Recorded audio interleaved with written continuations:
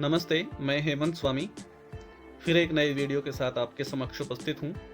आज हम अध्ययन करेंगे कक्षा 12 की हिंदी पाठ्य पुस्तिका आरोह भाग द्वितीय के काव्य खंड का अध्याय बात सीधी थी पर, जिनके कवि हैं कुंवर नारायण जी।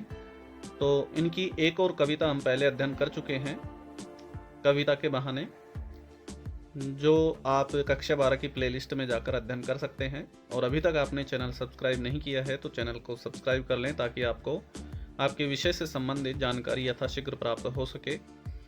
आइए अध्ययन करते हैं। बात सीधी थी पर कुंवर नारायण। तो इसका भावार्थ, अर्थग्रहण प्रश्न और शिल्प सौंदर्य अध्ययन करेंगे, जो परीक्षा की दृष्टि से महत्वपूर्ण होती हैं। और जो मैं आपको यहाँ बताऊँगा, आपको बोर्ड परीक्षा में या फिर लोकल एग्जाम में वो वही चीज़ रिपीट होंगी। इससे बाहर किसी भी प्रकार के कोई प्रश्न नहीं जाएंगे। आप किसी भी वीडियो को, कोई भी अध्याय का वीडियो अध्ययन कर सकते हैं। आपको एग्ज़ाम के लिए सारे के सारे ही वो उपयुक्त और उचित प्रतीत होंगे। तो इससे पहले एक प्रश्न पूछ लिया जाता है कि बात सीधी थी पर कविता का मूल प्रतिपाद्य क्या है, मूल उद्देश्य क्या है। तो उसके स्थान पर जो मैं बता रहा हूँ वो उसका जवाब यही होगा, और कविता को समझने के लिए भी यह सहायक रहेगा। तो इसका मूल प्रतिपाद्य हम पढ़ लेते हैं। तो यह कविता कोई दूसरा नहीं, कविता संग्रह से संकलित है। इसमें कथ्य के द्वंद्व को उकेरते हुए भाषा की सहजता की बात की गई है। हर बात के लिए कुछ खास शब्द नियत होते हैं, ठीक वैसे ही जैसे हर पेज के लिए एक निश्चित खांचा होता है। अब तक जिन शब्दों को हम एक दूसरे के पर्याय के रूप में जानते रहे हैं, उन सब के भी अपने अर्थ होते हैं। अच्छी बात या अच्छी कविता बनाना सही बात का सही शब्द से जुड़ना होता है, और जब ऐसा होता है तो किसी दबाव या अतिरिक्त मेहनत की जरूरत नहीं होती है। वह सहूलियत के साथ या आसानी से, सहजता से हो जाती है। सही बात को सही शब्दों के माध्यम से कहने से ही रचना प्रभावशाली बनती है। तो ये इसका मूल प्रतिपाद्य था। अब हम कविता का सार अध्ययन करते हैं कि कवि का मानना है कि बात और भाषा स्वाभाविक रूप से जुड़े होते हैं। बात अर्थात कथन आएगा यहाँ बार बार। कथ्य, बात या कथन एक ही बात है, किंतु कभी कभी भाषा के मोह में या उसमें चमत्कार उत्पन्न करने के चक्कर में, अपना पांडित्यपूर्ण प्रदर्शन करने के चक्कर में सीधी बात भी टेढ़ी हो जाती है। तो सीधी बात से तात्पर्य है कि वो सहज, सरल और मूल भावार्थ से युक्त है, और टेढ़ी फंसने से तात्पर्य है कि उसकी सहजता, सरलता नष्ट होना। मनुष्य अपनी भाषा को टेढ़ी तब बना देता है जब वह आडंबरपूर्ण, मतलब दिखावे से युक्त और चमत्कारपूर्ण शब्दों के माध्यम से कथ्य को प्रस्तुत करने का प्रयास करता है। कथ्य अर्थात कथन। अंततः शब्दों के चक्कर में पड़कर वे कथ्य अपना अर्थ खो बैठते हैं, मूल भावार्थ से भटक जाते हैं, और अंत में क्या होता है कि उनका मूल भावार्थ नष्ट हो जाता है। अतः अपनी बात सहज एवं व्यवहारिक भाषा में कहना चाहिए ताकि आम लोग कथ्य को भली भांति समझ सकें। तो आइए हम इस पद का पहले भावार्थ पढ़ेंगे और फिर उसके अर्थग्रहण प्रश्न और शिल्प सौंदर्य।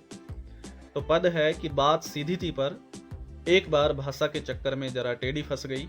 उसे पाने की कोशिश में भाषा को उल्टा पलटा, तोड़ा मरोड़ा, घुमाया फिराया कि बात या तो बने या फिर भाषा से बाहर आए, लेकिन इससे भाषा के साथ साथ बात और भी अधिक पेचीदा होती चली गई। तो पहले मैं इसका एक बार आपको समझा देता हूँ सहज सरल तरीके से, फिर हम यहाँ मैंने आपके लिए व्याख्या लिखी हुई है, वो आपको मैं वाचन करके बता दूंगा, समझा दूंगा। तो बात सीधी थी पर एक बार, बात सीधी थी से आशय है कि जो कथन था वो सहजता, सरलता से युक्त था, उसमें मूल भावार्थ था, किंतु उसमें भाषा के चक्कर में, अर्थात उसमें चमत्कार उत्पन्न करने के चक्कर में या उसमें भाषाई सौंदर्य उत्पन्न करने के चक्कर में, अपना पांडित्यपूर्ण प्रदर्शन करने के चक्कर में जरा टेढ़ी फंस गई। अर्थात वो उसकी जो सहजता, सरलता थी वो नष्ट हो गई, वो मूल भावार्थ से थोड़ा भटक गई। अब उसे पाने की कोशिश में क्या पाना चाहता था कवि? उसमें भाषाई सौंदर्य, चमत्कार उत्पन्न करना चाहता था। तो भाषाई सौंदर्य और चमत्कार उत्पन्न करने के चक्कर में भाषा को उल्टा पलटा, अर्थात आगे पीछे किया, तोड़ा मरोड़ा, उसमें काट छाट की, घुमाया फिराया, उसका स्थान परिवर्तन किया कि या तो बात बने, क्या बनाना चाहता था कि या तो उसमें सौंदर्य उत्पन्न हो जाए या फिर भाषा से बाहर आ जाए। अर्थात जो उसकी सहजता सरलता नष्ट हुई थी वो मूल रूप में वापस आ जाए। लेकिन इससे अर्थात उसकी ये प्रतिक्रियाएं करने से भाषा में न तो चमत्कार उत्पन्न हुआ और न ही वह मूल रूप में आई, बल्कि और अधिक पेचीदा अर्थात जटिल होती चली गई। तो अब मैं जो व्याख्या दी गई है वो आपको वाचन कर देता हूँ, समझा देता हूँ। आप लिखित रूप में भी नोट्स तैयार कर सकते हैं, इसलिए मैंने ये लिखा है कि कवि कहता है कि वह अपने मन के भावों को सहज रूप से अभिव्यक्त करना चाहता था, परंतु समाज की प्रकृति को देखते हुए उसे प्रभावी भाषा के रूप में प्रस्तुत करना चाहा। लोगों की देखा देखी में प्रभावी भाषा में अर्थात चमत्कार युक्त या सौंदर्य युक्त भाषा में प्रस्तुत करना चाहा, पर भाषा के चक्कर में भावों की सहजता नष्ट हो गई, सहजता सरलता नष्ट हो गई थी, वह मूल भावार्थ से थोड़ा भटक गई थी। कवि कहता है कि मैंने मूल बात को कहने के लिए शब्दों, वाक्यांशों, वाक्यों आदि को बदला, फिर उसके रूप को बदला, शब्दों को उलट पुलट कर प्रयोग किया, स्थान परिवर्तन करके आगे पीछे करके उनका प्रयोग किया। कवि ने कोशिश की कि या तो इस प्रयोग से वह उसका काम बच जाए या फिर वह भाषा के उलट फेर के जंजाल से मुक्त हो सके, कि इतने प्रयत्न करने पर, प्रतिक्रिया करने पर या तो उसमें भाषाई सौंदर्य उत्पन्न हो जाए या फिर वो भाषा का जो जंजाल था उससे मुक्त हो जाए, सहज सरलता प्राप्त हो जाए। किंतु कवि को किसी भी प्रकार की सफलता प्राप्त नहीं हुई, न तो उसमें भाषाई सौंदर्य उत्पन्न हुआ और न ही उसकी सहजता सरलता प्राप्त हुई। उसकी भाषा के साथ साथ वह कथ्य, कथन, बात और अधिक जटिल होती चली गई। अब इसका शिल्प सौंदर्य देखते हैं। तो शिल्प सौंदर्य में कोई भी दो पंक्ति अगर दी जाती है इस पद से संबंधित तो आप ये पूरा लिख सकते हैं, ये इस पद के लिए कॉमन है। तो प्रथम बिंदु है कि कवि ने भाषा की जटिलता पर यहाँ कटाक्ष किया है, ये कॉमन है, पूरे पाठ में लिख सकते हैं। भाषा सहज सरल और साहित्यिक खड़ी बोली हिंदी है, ये भी पूरे पाठ में लिख सकते हैं। काव्यांश रचना मुक्त छंद में है, ये भी पूरे पाठ का ही है। और मैं कॉमन एक दो बिंदु और बता देता हूँ। जैसे हम बात करें गुण, जो मैंने यहाँ ऐड नहीं किया है, तो कोई जानता है तो मैं बता देता हूँ। गुण यहाँ माधुर्य है और उसके साथ रीति फिक्स होती है, वैधर्भी, और शब्द शक्ति प्रयुक्त हुई है यहाँ लक्षणा। इसके अतिरिक्त इस काव्यांश में यहाँ टेढ़ी फंसना, पेचीदा होना, मुहावरों का सुंदर प्रयोग हुआ है और साथ साथ में पुनरुक्ति प्रकाश अलंकार प्रयुक्त हुआ है। तो ये इसका शिल्प सौंदर्य था। अब हम इसके अर्थ ग्रहण प्रश्न अध्ययन कर लेते हैं। प्रथम प्रश्न है, भाषा के चक्कर का तात्पर्य क्या है? तो भाषा के चक्कर से तात्पर्य है कि भाषा को जबरदस्ती अलंकृत करना, उसमें भाषाई सौंदर्य उत्पन्न करना या अपना पांडित्यपूर्ण प्रदर्शन करना। दूसरा है, कवि अपनी बात के बारे में क्या बताता है? तो कवि कहता है कि उसकी बात साधारण थी परंतु वह भाषा के चक्कर में उलझकर जटिल हो गई। तीसरा प्रश्न है कि कवि ने बात को पाने के चक्कर में क्या क्या किया? तो कवि ने बात को प्राप्त करने के लिए भाषा को घुमाया फिराया, उल्टा पलटा, तोड़ा मरोड़ा, अर्थात उसमें स्थान परिवर्तन किया, आगे पीछे किया, फलस्वरूप वह और अधिक पेचीदा अर्थात जटिल होती चली गई, ये सारी प्रतिक्रियाएं करने से। अगला प्रश्न है कि कवि की असफलता का क्या कारण था? इसका जवाब है कि कवि ने अपनी बात को कहने के लिए भाषा को जटिल व अलंकृत बनाने की कोशिश की, इस कारण बात अपनी सहजता खो बैठी, सहजता सरलता नष्ट हो गई, वह मूल आशय से भटक गई और वह और अधिक पेचीदा जटिल हो गई। तो ये एक पद पूर्ण हो गया है। अब हम दूसरा पद अध्ययन कर लेंगे। मैंने टुकड़ों में बनाने की बजाय ये पूरा एक ही बना रहा हूँ, तो आप वीडियो पर बने रहें, संपूर्ण अध्ययन करें। स्किप करेंगे तो आपको समझ में नहीं आएगा। ठीक है, हम दूसरा अध्ययन करते हैं कि सारी मुश्किल को धैर्य से समझे बिना मैं पेज को खोलने की बजाय उसे बेतरह कसता चला जा रहा था, क्योंकि इस कर्तव्य पर मुझे साफ सुनाई दे रही थी तमाशबीनों की शाबाशी और वाह वाह। तो ये सारी जो मुश्किलें उत्पन्न हो रही थी, बात और अधिक पेचीदा हो रही थी, उसका मूल आशय से भटक रही थी, वह उसकी सहजता सरलता नष्ट हो रही थी। तो वह जो कवि है वो या फिर यह कह सकते हैं कि जो कविता लिखने वाला है वो इन सभी मुश्किलों को धैर्य पूर्वक समझे बिना ही उसको पेच की तरह खोलने की बजाय उसे बेतरह अर्थात बुरी तरह कसता चला जा रहा था, जिस प्रकार से यहाँ पेच का उदाहरण दिया है कि पेच अगर उसमें खांचे में फंस जाता है तो उसको वापस खोल के दोबारा से सेट किया जाता है। उसको हम बुरी तरह से कसते हैं तो वह उसमें फंस जाता है या चूड़ी मर जाती है। तो उसी प्रकार से ये भाषा और कथ्य का सामंजस्य समझे बिना ही उसको और अधिक बिना सामंजस्य के ही उसमें अनावश्यक शब्दों को ठुसेड़ता जा रहा था, क्योंकि इस कर्तव्य पर मुझे साफ सुनाई दे रही थी तमाशबीनों की शाबाशी और वाह वाह। तो उसके इस कर्तव्य पर अर्थात उसके इस अनोखे कार्य पर उस तमाशबीनों के अर्थात दर्शकों की शाबाशी और वाह वाह स्पष्ट रूप से सुनाई दे रही थी, जो यहाँ पर व्यंग्यात्मक रूप से प्रस्तुत किया है। तो अब हम इसकी व्याख्या अध्ययन कर लेते हैं कि कवि कहता है कि जब उसकी बात पेचीदा हो गई थी, जटिल हो गई थी, उसकी सहजता सरलता नष्ट हो गई थी, तो उसने सारी समस्या को ध्यान से नहीं समझा।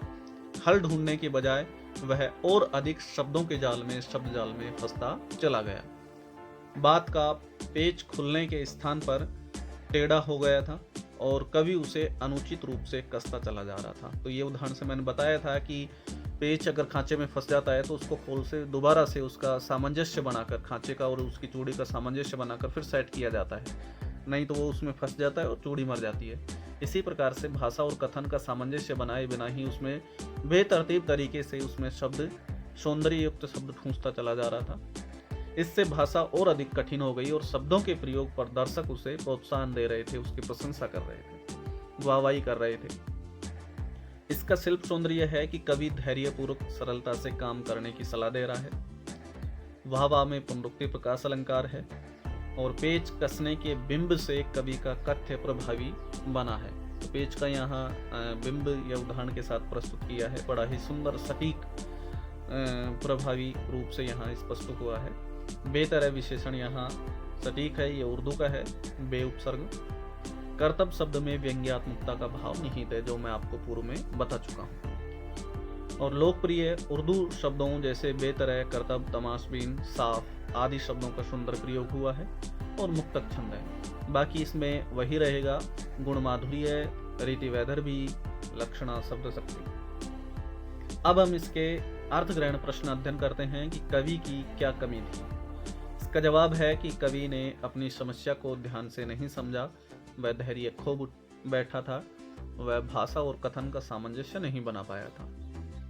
दूसरा है कि पेच को खोलने की बजाय कसना। पंक्ति का अर्थ स्पष्ट कीजिए। तो इसका अर्थ यह है कि उसे बात को स्पष्ट नहीं किया, इसके विपरीत वह शब्द जाल में और अधिक उलझता चला गया। तो पेच और खांचे का जिस प्रकार से सामंजस्य नहीं होता है, उसी प्रकार से भाषा और कथन का सामंजस्य नहीं हुआ है। बात को और अधिक उसने स्पष्ट नहीं किया, जबकि इसके विपरीत ही वह और अधिक उन चमत्कारी शब्दों के जाल में उलझता चला गया। आगे बताया है कि कवि ने अपने किस काम को कर्तव्य कहा है। तो इसका जवाब है कि कवि ने अभिव्यक्ति को बिना सोचे समझे उलझाने और कठिन बनाने को ही कर्तव्य अनोखा कार्य कहा है। फिर ये प्रश्न है कि कवि के कर्तव्य का क्या परिणाम हुआ। जवाब है कि कवि ने भाषा को जितना ही बनावटी ढंग और शब्दों के जाल में उलझाकर लाग लपेट करने वाले शब्दों में कहा, वह सुनने वालों द्वारा उसे उतनी ही शाबाशी प्राप्त हुई। अब तीसरा पद हम अध्ययन करते हैं। आखिरकार वही हुआ जिसका मुझे डर था, जोर जबरदस्ती से बात की, चूड़ी मर गई और वह भाषा में बेकार घूमने लगी। हार कर मैंने उसे कील की तरह उसी जगह ठोक दिया, जिससे वह ऊपर से तो ठीक ठाक पर अंदर से न तो उसमें कसाव था न ताकत। बात ने, जो एक शरारती बच्चे की तरह मुझसे खेल रही थी, मुझे पसीना पोंछते देखकर पूछा, क्या तुमने भाषा को सहूलियत से बरतना कभी नहीं सीखा। तो आइए मैं पहले इसको समझा देता हूँ कि आखिरकार इतने सब प्रयत्न करने के बाद वही हुआ जिसका मुझे डर था। कि जैसे पेज को सांचे में सेट किए बिना ही, उसका सामंजस्य बिठाए बिना ही हम बेतरतीब तरीके से उसे घुमाते हैं, तो क्या होती है कि पेज की चूड़ी मर जाती है। उसी प्रकार से भाषा और कथन का सामंजस्य बिठाए बिना ही वह उन चमत्कारी शब्दों को बेतरतीब तरीके से ठूंसता हुआ जा रहा था।